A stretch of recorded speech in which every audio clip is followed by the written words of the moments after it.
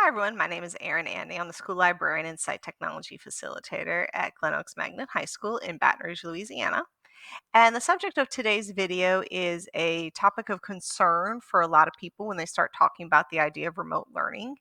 And that is, what do you do when you have a problem with the internet? Okay, so this one's entitled Internet Connectivity Solutions. In it, I'm going to try and show, in particular maybe students, but really anybody who's involved with remote learning, some simple things they can try and do in our area to ease those problems, whether that problem is no Wi-Fi, slow or sluggish Wi-Fi, perhaps solid Wi-Fi at the house. But so many people are trying to, remote work and remote learn that too much is being pulled on it. Okay, so hopefully something in here will be a tip that you can use so that you can fully participate in the remote learning experience throughout the upcoming year. Okay, so without further ado, let's begin. Internet connectivity solutions.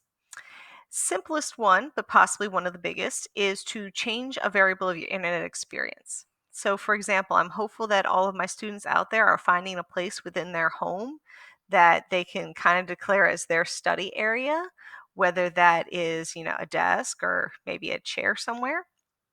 One of the things to consider when you're deciding where you're going to, kind of set up your study stuff is to consider the Wi-Fi signal. So I give an example of where I used to live years ago with my husband. We lived in a two-story townhouse, and we had very solid Wi-Fi for the time, which, we had, put together downstairs. But no matter what we did, there was one room upstairs, and that included even buying a booster to boost the signal. No matter what we did, we really couldn't get part of this room. That would be definitely the wrong spot in this situation to set up as a study area. Okay, so when you're making that consideration, check to see where the strongest Wi-Fi signal is. All right, work that into your decision. Another variable that you might change is what I'm going to call multitasking, which I do all the time. And by that, I mean when you're working, you might have 6 or 7 tabs open, and one is your assignment, maybe even two. But the next one is for checking the news, and the next one has to do with, a social media platform, and the next one is whatever you're kind of, watching but really listening to on Netflix or Hulu. I mean, I do that all the time. And while that's nice, uh, that's all of that is pulling on your signal. Okay, so a good rule of thumb is to say, do one thing at a time, do it well, and do one thing at a time. So when you're doing your homework or your classwork, make that the sole focus of what your Wi-Fi signal is attempting to do. When it's time to relax, that's the full time to, use the signal for that. All right, so change a variable of your internet experience. Another one is to connect to community hotspots. A lot of different groups across the country and across cities seem to be doing something like this. In Baton Rouge, there's definitely 2 groups that have offered parking lots. Okay. Now, there might be other ones in your local community within the Baton Rouge area, so please check that out. But definitely the East Baton Rouge Public Library in spring, when we started all this, said that, if someone wanted to drive up to one of their parking lots, stay in their car, the Wi-Fi signal was going to go out so that they could connect. There's a consideration, www.ebrpl.com, look up locations and hours. Another one is the East Baton Rouge Public School System. They have been setting up community hotspots. So if you want to know where those are, go to ebr.technology. This is kind of becoming the hub for all things related to tech as we move forward this year. If you scroll down just a little bit, you'll see this one here. It says connect to community hotspot. That's where you'll find the instructions for once you get to the location of how to connect. If you want to know where those locations are, down here there's a map. So for example, this one down here is Glen Oak Parks Elementary School, and if you notice the yellow box, everything within it can catch the Wi-Fi area. That's the range. Another example over here, Ostruma High School. Everything in, the yellow rectangle is, being covered by a Wi-Fi signal. Okay, so these are definitely some options, as well as driving to a community hotspot. Pay attention to where the closest one might be to where you're trying to study. Going back, When it comes time for doing a Google Meet with your class, or in our school, Google, in our school district, Google Meet, Microsoft Team, in most viewing platforms where you can get together a conference call, you definitely can use your Wi-Fi signal. But Google Meet is one of them. Also, you can call in with your phone. There's a telephone number. So if you're in a place that has no Wi-Fi for whatever reason, I know some people who, this city, they actually have good Wi-Fi, but they live in a part of the city where it seems like the power goes out all the time, and they have to wait a couple hours for the power to be restored. You might be able to use your phone, in a situation such as that, and, find the phone number. It's available with the join information usually, and call in. You might not be able to see what the person presents, but you can definitely hear what's going on. Okay. Another one, kind of in that same vibe. Turn off your video on a Google Meet presentation if that's acceptable for the group that you're in. Okay. Video is what's really causing a lot of this stuff to go on a lot of times, because think about it. If you have the Google Meet and all the different videos, all of that has to be streaming at the same time. So if you're having a problem or the group is having a problem, one solution would be for maybe everybody but the presenter to turn off their video. All right.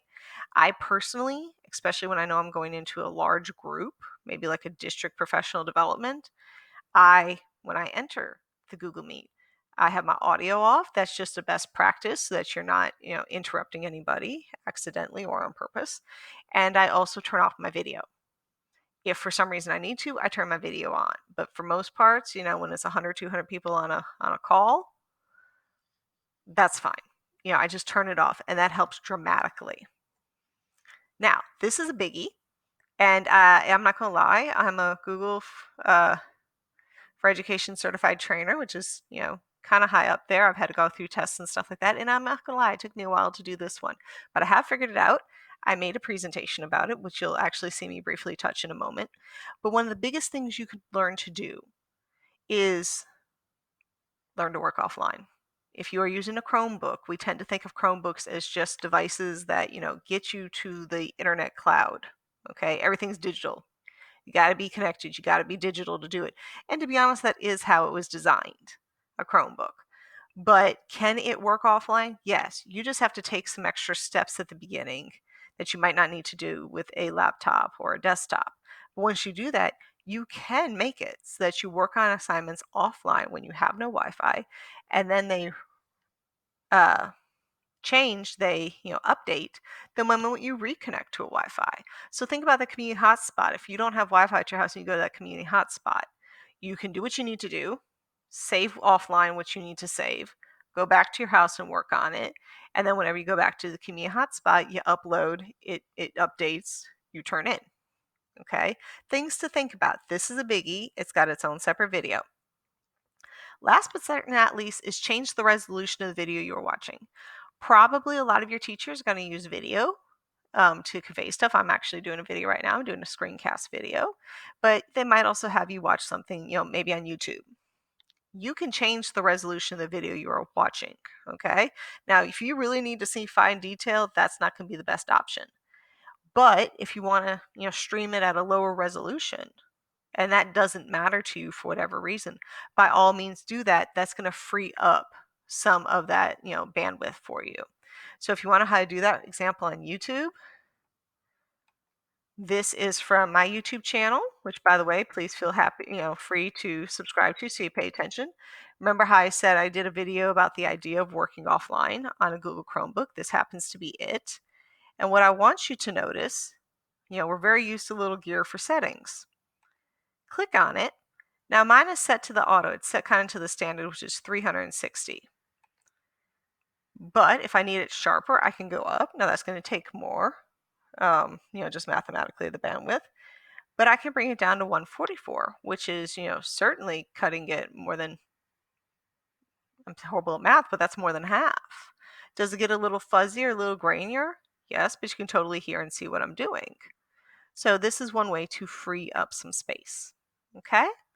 So in a quick review, remember, change a variable of your internet experience, connect to community hotspots, whether through the public school system or public library or another group that you happen to know.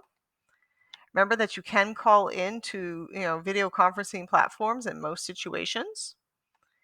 Video is really the thing that causes a large amount of these issues to occur. So turn that off when you're, in a, conference platform like Google Meet. That can certainly help. By all means, learn to work offline.